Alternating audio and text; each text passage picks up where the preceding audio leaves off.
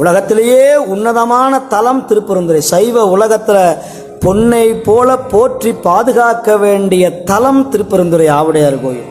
வாழ்க்கையில் ஒரு தடவையாவது போய் அப்படி காலையிலேருந்து சாயங்காலம் வரைக்கும் அங்கேயே தங்கி இருந்து திருவாசகமெல்லாம் பாடி அப்படியே ரெண்டு இப்படி அந்த பின்னாடி மண்டபம் ஒன்று இருக்குது, அங்கே போய் படுத்து தூங்கி அப்படி உருண்டுட்டு வாங்க அந்த குருந்த மரத்து கீழே போய். அப்போயாவது ஞானம் கிடைக்கும் நமக்கெல்லாம். ஆமாம், சாதாரண இடமா அது? ஈசன் உட்கார்ந்துருந்த இடம் அல்லவா?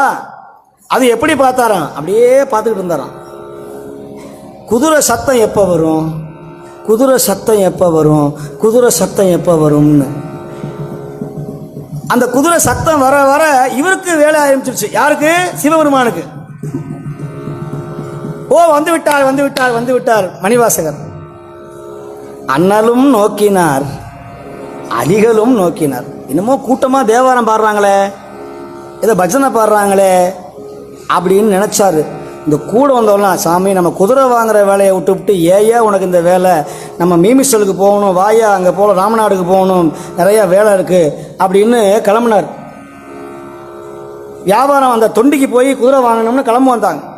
இல்லைப்பா, என்னமோ எனக்கு அந்த இடத்துக்கு போகணும், அவரை பார்த்த மாத்திரத்தை எனக்கு என்னமோ அவரை பார்க்கணும் போல தோணுது, அவரை பார்க்கணும் போல தோணுது அப்படின்னு வந்து இப்படி ஓரமாக நின்னாராம். அப்படியே மோதிரம் கிதிரம்லாம் போட்டு